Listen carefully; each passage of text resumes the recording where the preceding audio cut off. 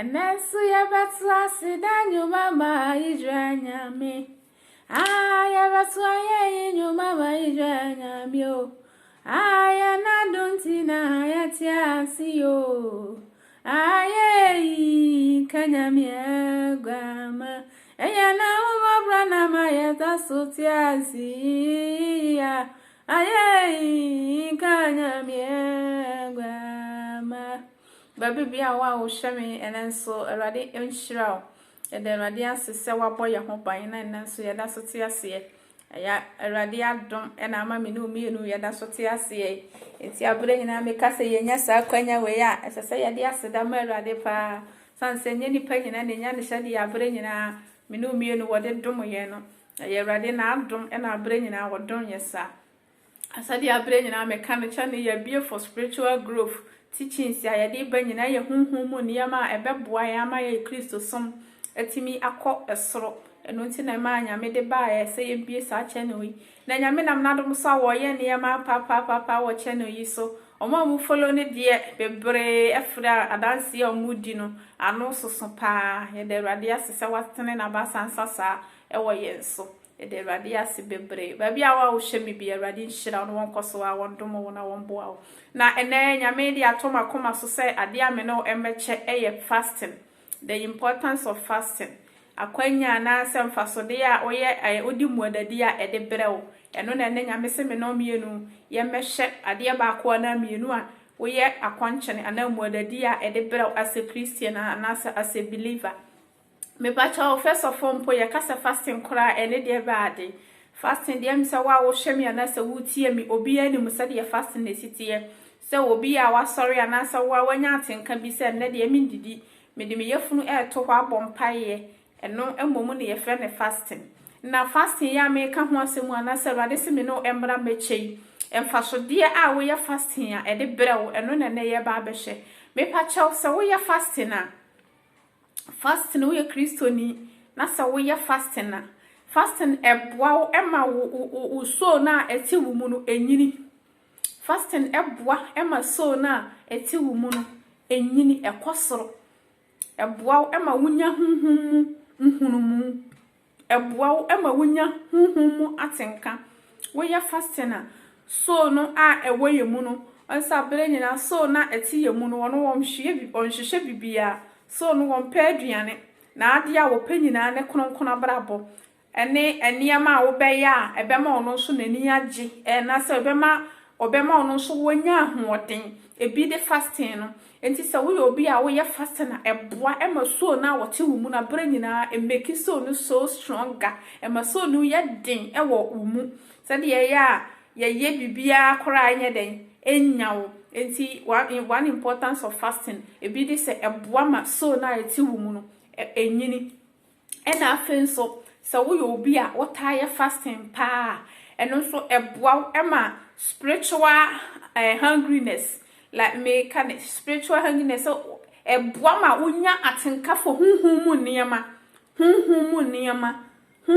niyama say eniyama eyi wa adwene efiri wiase sa wiase niyama no na aboro nyina no eche wa adwene ma hu say enya ha na wufiri enya ha na wo wa kuma so ade ana se niyama wo hwehwe wo yasase so nya ha na wo na ewo soro enti ya boa ema wunya hunhumu eboa ema wa adwene ekọ peja wa adwene ko spiritual things eboa ma spiritual thing bia wunya spiritual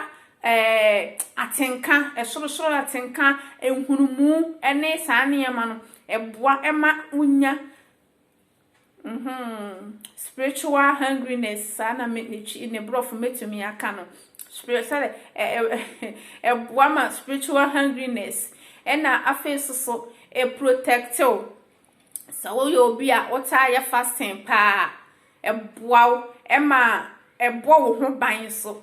protective from enemies protective from any assignment bia obonefo ebe hihye afa wo ho no se fast we obi otaya fasting na utu hu si ho fasting na me kenye se bia wo bo wabra bofin bi se bio wo ye de wo pe na de ye fasting so eno so de wo be ye fasting no but sometimes no be wie so de wo person ka ebia de a wo de si wani so sa wo ye ho fasting nyame enye eti bere na wo ye fasting ni nyina no na wo ye de nyame nso pe enti no obi a obo abra wo konkon ene obi a wotu ne ho asi ho a wo som nyame yie ene obi a sebio ono no ne ho kyere na ene wo be ye fasting no nipa na ono wotu ne ho asi ho yi a obo abra bo konkon so ono wo ye fasting sese ye akomaso ade a wo de ko nyame ani mu no nyame betime aye nipa kro na akomaso ade ama no na wo ebi a oho bi kyere wa na sa ade bi wo pe ade bi ntem nti na ma wo ko nyame ani mu no na wo akomaso ade ni amamu because nyame ni musa wo nipa wo ba nanimu no wo ba nanimu sa wo bepe ade bi sa immediate time nti na wa ba nanim but obi nso ono watana ne ho watu ne ho asi wa wo som nyame yie e na asa niema bi enhyeda onhu ne yie nti ne wama no wo so wo ya akonche sa nipa no na koma na bisade no eba mu chen wo nipa na asa ahokyere bi ana asa ade bi a wo komu nti na wo koye fasting enti me pa kire se ebra wo ye fasting ni nyina no e wo se wo ye ni nyina na wo ba abra bokronkron so menka sa wo ye fasting ti no na wo ye de wo pe wo ko se bi wo ko ye de enya via ade chi a wo se me ye fasting no de menu a wo be ye fasting ne kwa enhyira bi ya nhyeda nye de embemu mo na wo ye fasting nyina na wo try se wo be ba abraba etene nso mo na wo ye fasting nyina na wo try se eniema enya bia no wo be twe wo ho afiri ho enu ti fasting ya me kan so ye fasting a ye de srebo ne fache se bia wa ye boni bi wakọ wa ya ade bia wo ti mu se ade we ya ama ye die en fata se Kristo ni enka me yesa so wo ye fasting na eboa ema wa kuma so ade na se eyi boni a wo de ko nyame ani mu no ode srebo ne fache eboa ema no so utimi ekonyame anim ewo nuhu mu ema nyame hu se wanuhu wo bone a wo ye ni nti ema nyame de wo bone so echew nti sometimes no ya ade bi pa of mu se bia Kristo ni bi waso nyame akoduru animu baabi na bia aniema ba ko na mienu bi nti atwe wafiri bia nyame na ase wotena se na wo realize na wo se ade we ya me ye me fata se nka Kristo ni me yesa utimi ye fasting na wo nyame anim se rade fa wo ba wo bone chem sase ba bia me kase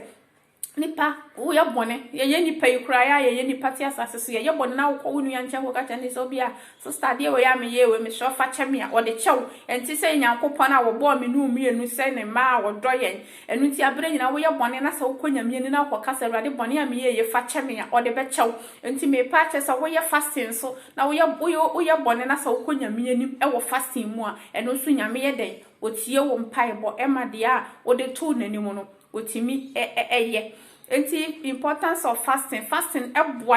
eboa se dem di kaka Kristo ni bia wo pese wunyini wo sunsum mu wo pese wunyini wo adum mu wo pese a person without a Christian wo ye Kristo ni na wo mpe fasting ye dia ene menua forget it so wo ye Kristo ni na sa wo de also de da bia bedidi na wanoma ende menua forget it wo nheda nya de papa bia e wo nyame mu because fasting ebie kwan manipa wo ye fasting na ebia apono ne niema bebre e de mawo mi ebie apono ne niema bebre e de ma onipa dasani e wo abrabo mu na se ye Kristo soma kwantuo yi mu fasting breaki record bebre e de ma wo bompaya sometimes ade bi wakwa wa bo hompaya na ade na emba utimi ye fasting e bompaya ka che wade se wade mesro me de me yefuna to ho na me ka che se wade ye me fasting ya ma ye yachi ye wa hyew ho animonyam wo behu se ade na ade be chia na se the week na se ne month ni mu no na wo behu se ekwan na ye den abie eno ti se wo ye Kristo ni na de also adidie ne nom e na wo pede a ene de nya mie ni mu nie wo nheda enya ade papa bia e wo nyame mu na se fasting breaki barriers fasting breaki enemies attacks fasting breaki obonofo nhyehyede fasting breaki apam fasting breaki owuo ye hyehye wuo ma wo na wo sore bo ho mpaia fasting breaki saade no fasting a greatest thing as a believer and as a Christian ni piano bom modern so obeje fasting and more sometimes and na ho mo bi ntwa fasting ma say e bia ye fasting ti ye wan kasa wo sore a peda bi ma wo ho okra da bia e bia wo ya adwo a wo ye kwadwo wo ye kwame akosi afia kwasi ede bi saa no na wape na wo de esi ho se ne de me de me kra beto ho abompaye atwe nyame anim for saa botaye we ho menua wo se de me ka wo ya saa nyina na wo kronkron abrabo se Awurade se kronkron no bi nimu a obi ntimi nso adanani enti forget se wo ya de wo pe na wo koye fasten se de mdi kaka ye no ebe ye den pa se wo mu aye na nde na abekire wo yamu saa ade papa bi anya da nyede emba ba mo na wo ba abrabo kronkron na wo tu anamo ma eniema bi aye den a wo hu se de wo ye no eno no wo ye fasten na wo konyame anima wo behu se na ekwan na ye den abie ama enti fasten ye ade a as a believer na so bibia Kristo ni bia opesa okunkọ wanim opesa ukodru certain level opesa ukodru spiritual opesa ukod deeper in spiritual realms wa anya obi a wo ye fasting wo pe fasting dia ene menua se de America no obenenam haya bi na abenenam na waafo a omotu omo ho asi ho a omo bi omumu a omo ye no na omo kọ omonim tambia na wo no waka achire enti fasting ebie kwan manipa bebre fasting eboa manipa no utimi enya nhunumu utimi nya atenka ebra o spiritual hungriness ade mdi kan ye no emma wo ni nyame wo ni nyankopon mu ntamu so mu benya good connection relationship no ebeye tight so ye fasting na wo obi a wo ye prayerful person na emma wo ni nyame mu ntamu no wo benya nkita ho den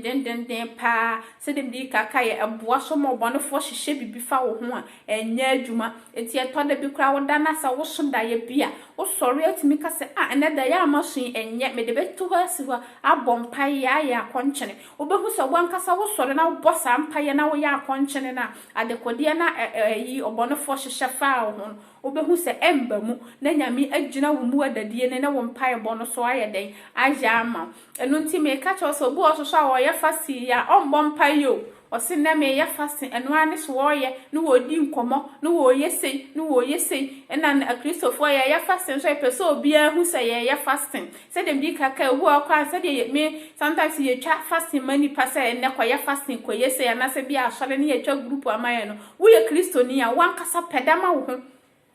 eba mi ma ho emma obi ntana ho nka njo se ne ye fasting enne ne ye ende me ka se ye bone sometimes konkon ne de maye se bia enne asole ni nyina ye nya fasting aha ye no ye ba me pa kire se wankasa so wo ye Kristo ni no sometimes twabi ma wo wankasa pe da bi si wo se ne me pesa me de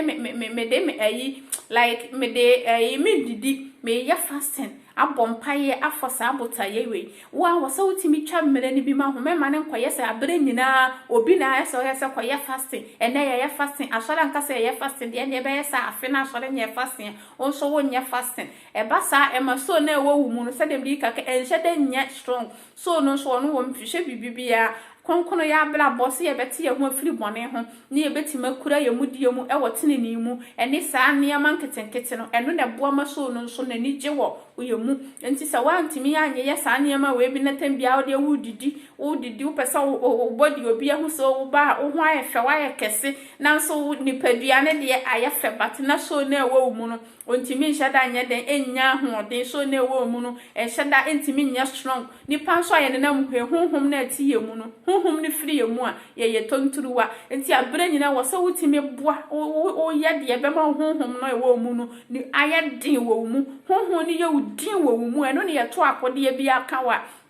enye adwuma no honhoni ye din ewo mu a eno na ye pa ye nkotutu fom na ye mfa won hye ho na ye nye den menua enye adwuma because so na ewo mu no wa ye de wa prepare so no wa ma so na ti wu mu no wa di honam no so na so ko ba sese honani edi so no so de ya ene de ya otehwe ya behu se adeketuwa bi na anyaw eno nti wo ye obi a ota ye saa niema we ya eboa e ma so no ye den abre nyina so ni nyini wo mu eboa ma abre nyina so no nya ahoden eboa ma abre nyina so no so nani gye ewo mu enti nipa beka se obi a onde wafon hwe no ho bi na wa changana na wo so na ti mu no ed obi be no ho ofe obi obe ono do obe di define odi we ya no odi aduani bi obedi bebi obedi onde wo mfa no ho oso onye fase onye hye waba ebia waba aburo kire wo Ghana so live life